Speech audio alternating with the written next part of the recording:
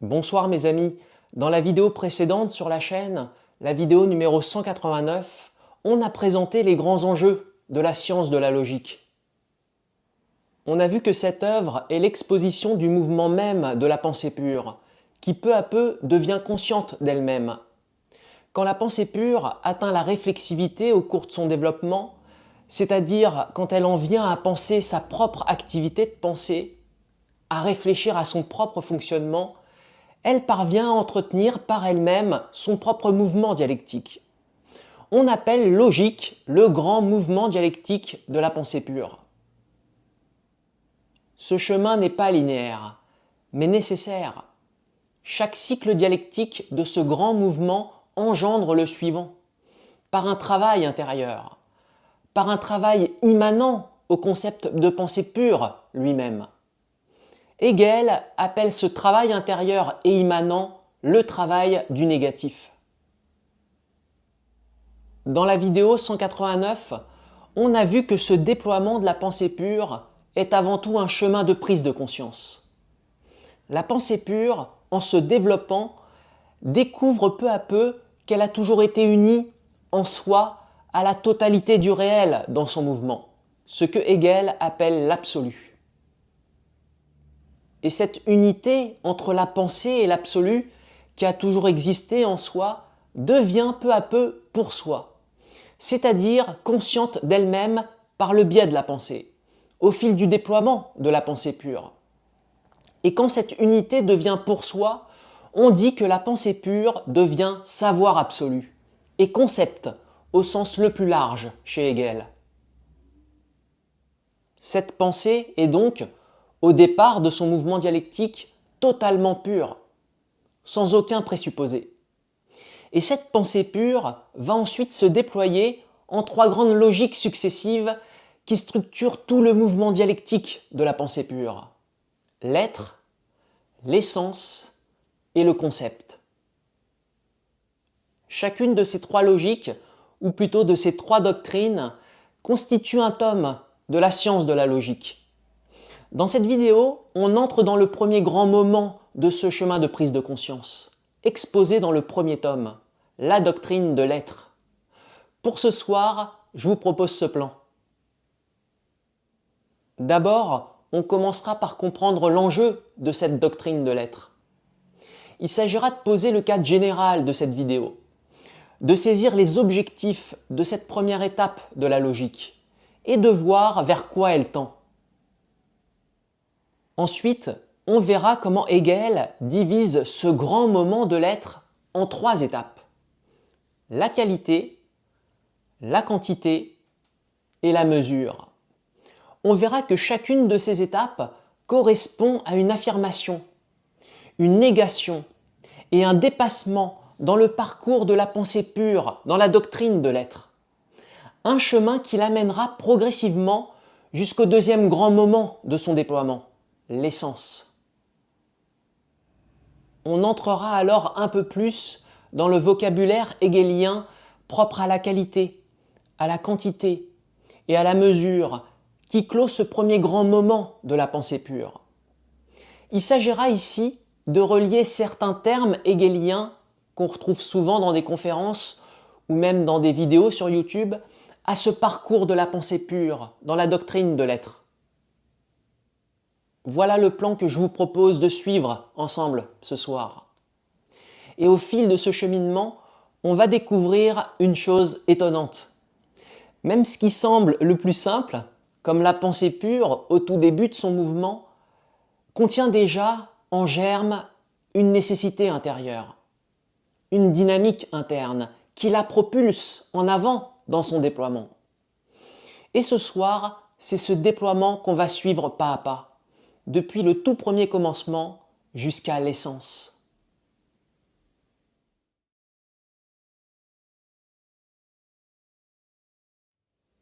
Le premier tome de la science de la logique concerne ce que Hegel appelle la doctrine de l'être. C'est le point de départ absolu du déploiement de la pensée pure. Au commencement de son déploiement, la pensée pure ne s'appuie sur rien d'extérieur et n'a aucun recul sur elle-même. elle ne fait qu'être.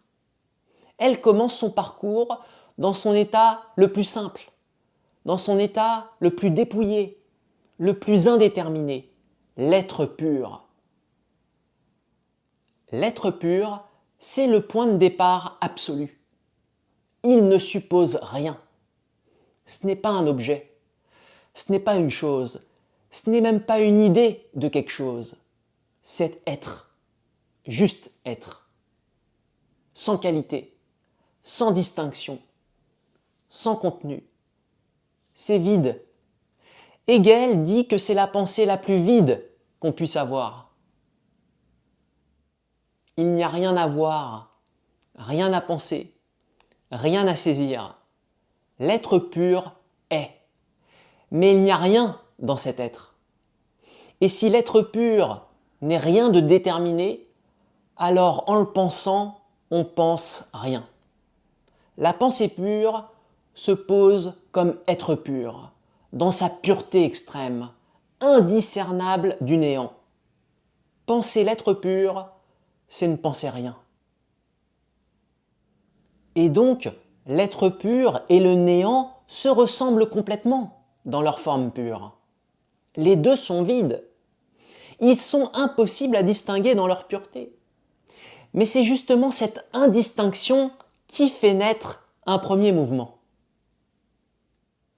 Et oui, dans la pensée, et c'est ça qui est crucial chez Hegel, penser ce qui ne contient rien revient à ne rien penser du tout. N'oubliez pas, penser l'être pur, c'est ne penser rien. Et donc, en pensant l'être pur, on ne pense rien de déterminé, rien d'existant. On pense le néant. La pensée pure, en tant qu'être pur, bascule malgré elle dans le néant. Ce n'est pas un choix, c'est une nécessité logique, immanente à l'être pur lui-même. Autrement dit, l'être pur se nie lui-même car il est incapable de se maintenir dans sa pureté. L'être pur devient alors le néant par nécessité logique. Voilà le premier mouvement interne à la pensée pure. Il s'agit d'une négation. L'être pur se nie lui-même et devient le néant. Il faut comprendre que c'est parce que l'être pur est totalement indéterminé qu'il se nie lui-même. Et le négatif ici, c'est le fait que l'indétermination de l'être pur ne permet pas à l'être pur de se maintenir dans sa pureté immédiate. Ce qui le pousse à devenir autre, à devenir le néant. Et donc, ce qui semblait fixe, l'être pur, ne l'est pas du tout. L'être pur n'est pas stable, il devient le néant. Après que l'être pur s'est révélé vide et s'est nié lui-même, la pensée pure bascule donc dans le néant. Mais le néant, c'est aussi rien. C'est l'absence totale de détermination. Il est aussi vide que l'être pur. Et donc, penser le néant, c'est aussi penser l'absence, donc penser qu'il n'y a rien. Or, penser qu'il n'y a rien suppose encore un acte de pensée, donc une structure minimale d'être. Ce que je veux dire, c'est que penser le néant, c'est encore penser quelque chose, et donc revenir implicitement à une forme d'être. Et donc, le néant se révèle lui aussi instable. Pourquoi? Parce que, en le pensant, on glisse déjà vers l'être. Où est-ce qu'on en arrive? Tout comme l'être pur ne tient pas sans devenir néant, le néant ne tient pas sans redevenir être. Ces deux formes se renversent l'une dans l'autre. Elles ne peuvent pas être isolées l'une de l'autre. Il va y avoir alors un dépassement. Et on appelle devenir la forme de la pensée pure issue du dépassement de l'être pur et du néant. L'être pur et le néant ne peuvent pas exister seuls. Le devenir conserve le contenu logique de chacun. Je veux dire que le devenir conserve l'être, le fait qu'il y a quelque chose, et il conserve aussi le néant, le fait que tout peut ne pas être. Mais aussi, le devenir conserve le fait que rien n'est stable, que tout est appelé à devenir quelque chose.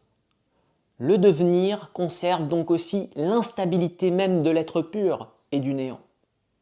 Ce mouvement, de l'un vers l'autre, devient la structure dynamique du devenir. Et cette dynamique est portée par une nécessité logique. L'un ne peut se maintenir sans passer dans l'autre. Le devenir intègre donc la contradiction. Être pur et néant sont à la fois présents en partie dans le devenir. Le devenir est donc la forme nouvelle de la pensée pure, issue du dépassement de l'être pur et du néant. Le devenir est donc le premier véritable moment du mouvement dialectique de la pensée pure. Je veux dire le résultat du premier dépassement dans le mouvement dialectique de la pensée pure. Dépassement par lequel l'être pur, en se niant lui-même, devient néant, et par lequel être pur et néant se fondent dans cette nouvelle forme unificatrice qu'est le devenir. Et l'enjeu est là, suivre la logique, le mouvement dialectique de la pensée pure, tel qu'il se réalise à partir du devenir, et par nécessité interne. À partir du devenir, la pensée pure va explorer toutes les grandes déterminations de l'être, depuis les plus simples jusqu'aux plus riches, en suivant leur succession par nécessité logique. On va voir plus loin dans cette vidéo que la pensée pure, en tant que devenir, va commencer par la qualité. Ce qui fait qu'une chose est ce qu'elle est. En fait, la qualité est ce par quoi une chose est forcée d'être ce qu'elle est. Je veux dire que toute altération de la qualité est une altération de l'être même. Puis on verra que la pensée pure, en tant que qualité, se nie elle-même pour passer à la quantité, où les déterminations qualitatives sont plus indifférentes. On va voir ce que ça veut dire. Et enfin, on verra qu'un nouveau dépassement a lieu. La pensée pure parvient à la mesure, qui est la forme nouvelle et unificatrice de la pensée pure qui concilie la qualité et la quantité. On verra que la mesure est l'unification interne nécessaire de la qualité et de la quantité dans une nouvelle forme de la pensée pure. La pensée pure passe donc de forme à forme parce que chacune de ces formes se révèle limitée, instable. Et c'est justement ce travail du négatif, de la négation au dépassement, qui va conduire à la fin de la doctrine de l'être et au passage vers l'essence. Et donc, la doctrine de l'être, ce n'est pas une simple théorie de ce qui est, c'est le travail par lequel la pensée pure s'ouvre à sa propre profondeur. C'est une étape décisive, une étape où la pensée pure découvre qu'il y a de la médiation, qu'il y a du fond, qu'il y a du négatif en elle, et que sans ça, il n'y a pas de véritable pensée.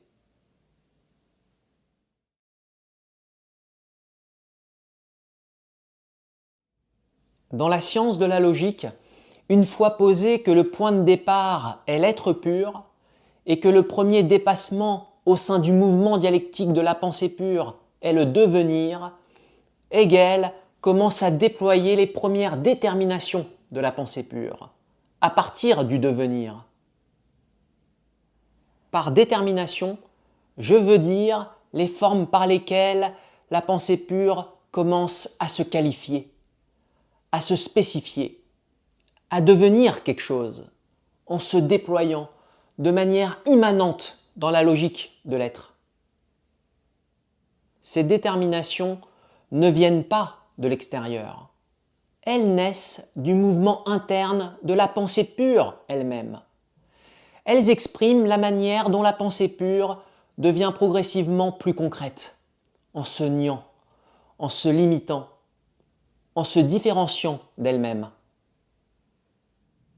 Et pour développer les premières déterminations de la pensée pure associées à la doctrine de l'être, Hegel établit ce qu'il appelle la division générale de l'être.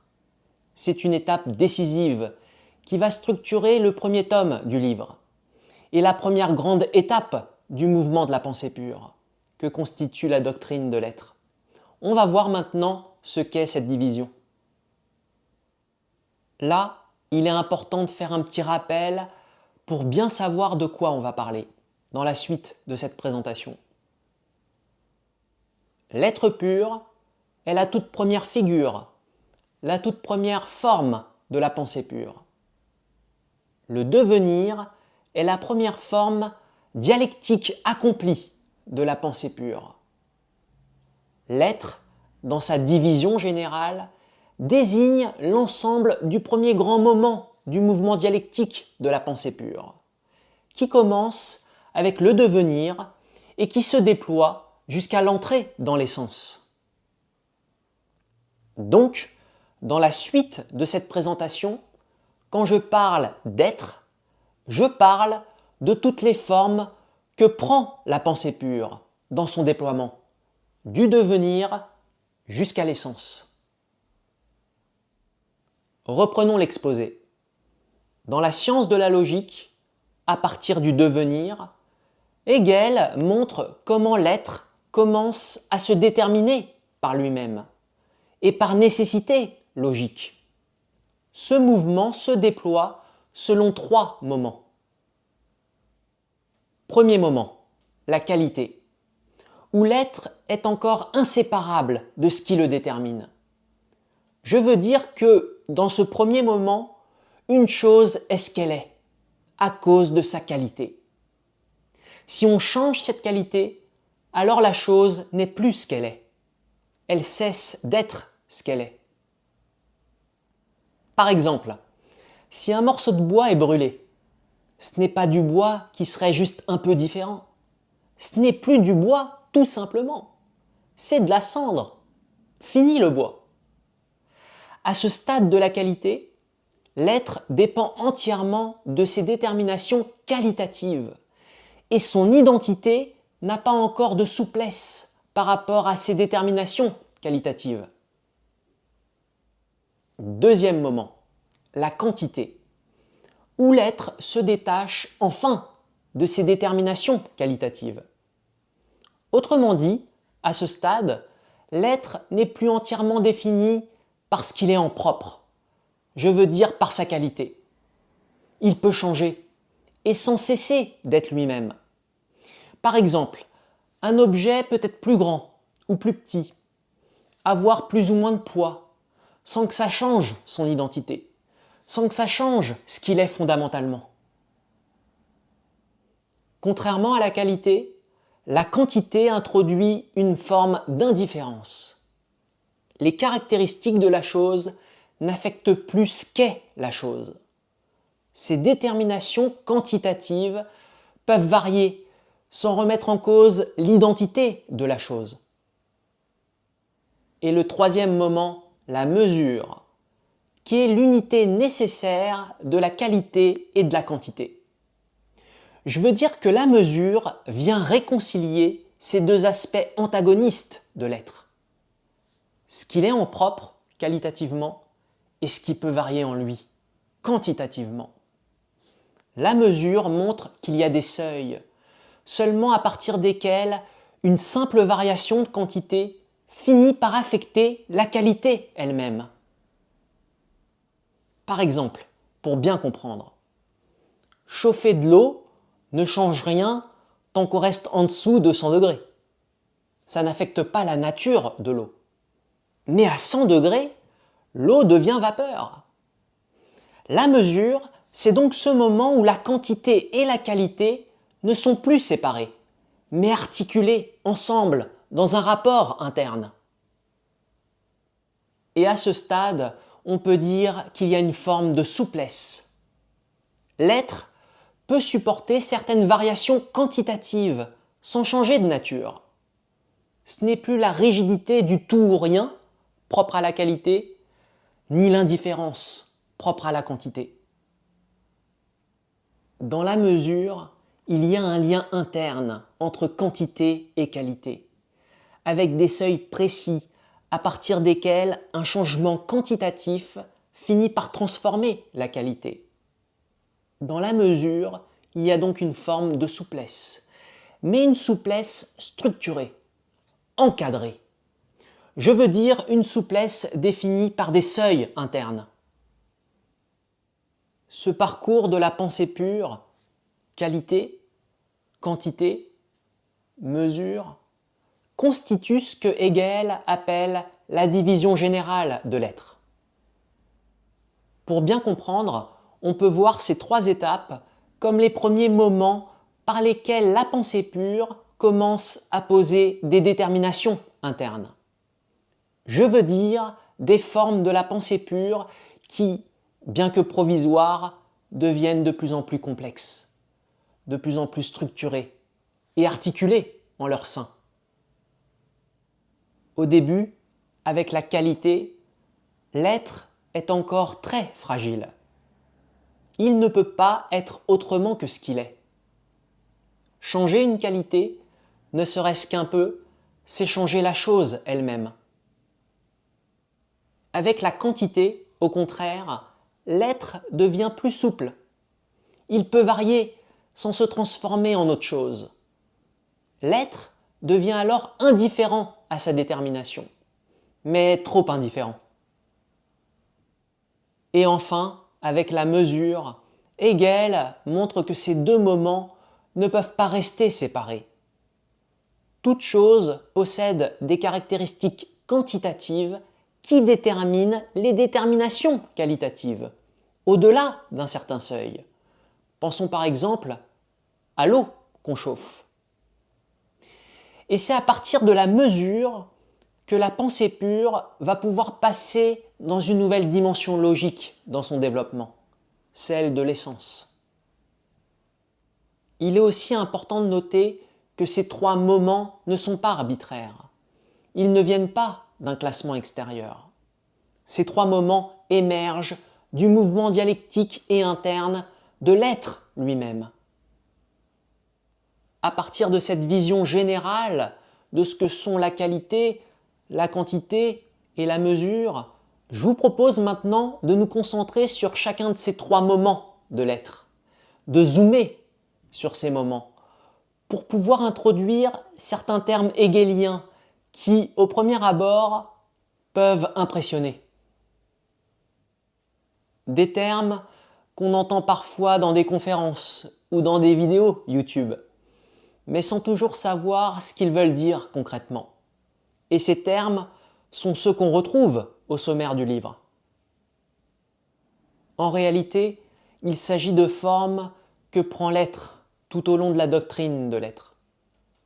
Donc je pense que définir ces termes peut servir de boussole, de fil rouge, à celles et ceux qui souhaitent se plonger dans la science de la logique.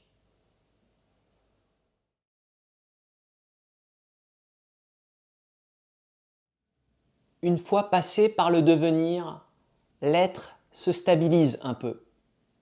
Il devient un être là. C'est le tout début de la qualité, proprement dite. L'être là, ce n'est plus seulement être, mais être là. C'est-à-dire un être déterminé, mais très pauvre en détermination. L'être là est un être très simple. C'est quelque chose qui est là, qui est présent, mais avec une détermination minimale. Et donc, dans l'être là, l'être commence à être quelque chose. Mais cette chose est fragile, instable, parce qu'elle contient déjà le germe de son propre effacement, de sa propre négation. À ce moment-là, la qualité est fragile, comme on l'a vu. Mais cette fragilité amènera à autre chose. L'être là pour soi est le moment le plus avancé de la qualité, quand l'être ne dépend plus seulement de sa qualité immédiate. L'être là pour soi forme une unité en son sein, unité qui parvient à se conserver face à l'altérité. Et donc, l'être là pour soi devient maintenant quelque chose d'unifié, de cohérent, qui tient en lui-même, au sein de la qualité. Et l'être là pour soi se rapproche de la transition vers la quantité. Mieux encore, c'est justement cette dernière forme de la qualité, l'être là pour soi, qui va amorcer un nouveau dépassement vers la quantité. L'être là pour soi contient déjà en germe la négation de la qualité. Ce qui commence à apparaître avec l'être là pour soi, c'est une autre manière d'être qui se prépare. Une manière où les déterminations qualitatives cessent d'être absolument nécessaires. Une manière où l'être commence à pouvoir exister au-delà de ce qui le définit immédiatement. Et je précise que l'être là et l'être là pour soi sont des formes d'être, chacune issue d'un dépassement.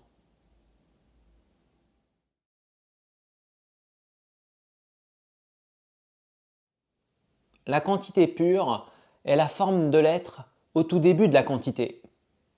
L'être a dépassé la qualité.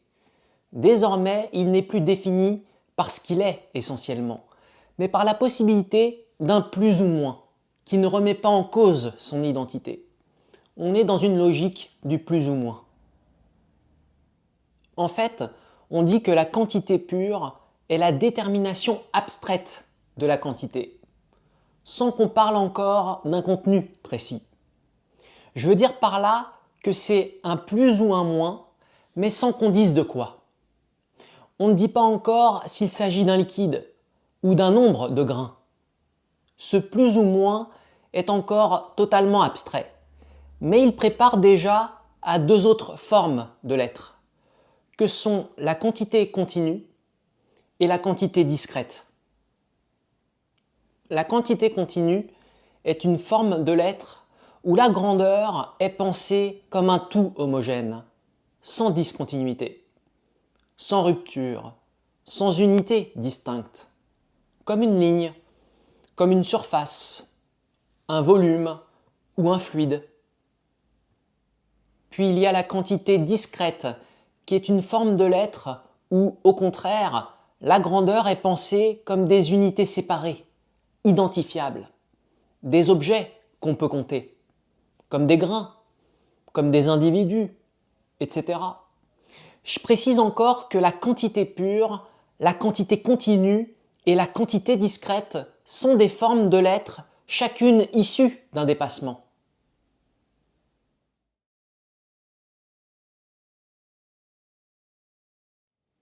L'être pour soi, dans la mesure, désigne le moment où l'être devient un tout structuré en lui-même, unifié par un rapport interne entre ses déterminations qualitatives et quantitatives.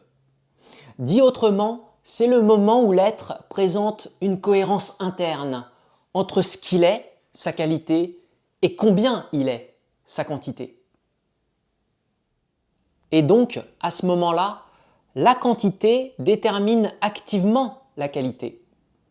Et la qualité, de son côté, s'exprime à travers une certaine quantité.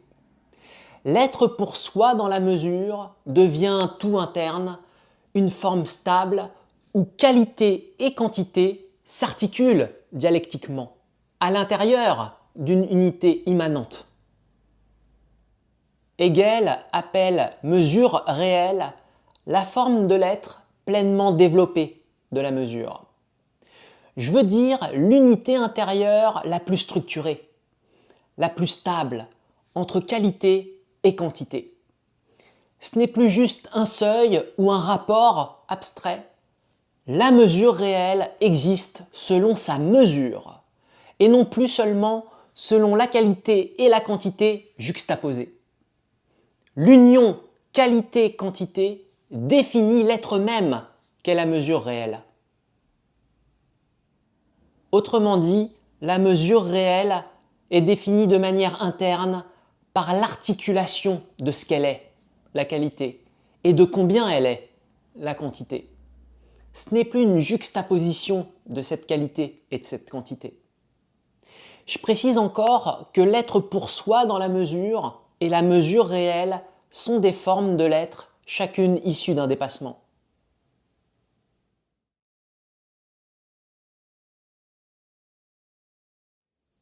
C'est ici que se produit le dépassement principal de l'être vers l'essence. Parce que cette stabilité de la mesure réelle ne suffit plus. La mesure réelle est le dernier moment de l'être. Et sa stabilité ne se maintiendra pas. Parce qu'elle contient en elle des contradictions internes. Elle va devenir instable sous l'effet de ces contradictions internes.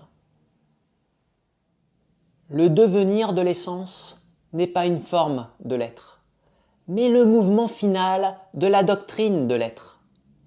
Le devenir de l'essence est le dépassement de la mesure réelle. Ce dépassement surgit de l'intérieur même de la mesure réelle, quand elle devient instable. Ce dépassement conduit alors la pensée pure à quitter le domaine de l'être, pour entrer dans celui de l'essence. Pour conclure cette présentation, le tome 1 de la science de la logique expose le chemin conceptuel de la pensée pure, depuis l'être pur jusqu'à une forme plus riche et plus structurée de cette pensée, la mesure réelle, qui unit, qui articule en elle la qualité et la quantité. Chaque étape de ce parcours émerge nécessairement de la précédente, par la dialectique. Je vous remercie de m'avoir accompagné dans cette vidéo d'introduction à la doctrine de l'être. Vidéo qui avait pour but d'entrer plus en détail dans la science de la logique. Œuvre qu'on avait introduite sur cette chaîne dans la vidéo précédente, la vidéo 189. J'espère aussi que ce travail aura enrichi la boussole pour naviguer dans ce livre, pour que vous puissiez approcher par vous-même cette œuvre dans toute sa profondeur. Comme toujours, je vous invite à poster vos questions et vos remarques en commentaire. Je vous répondrai au plus vite. Je vous dis à très bientôt sur la chaîne, dans une nouvelle vidéo.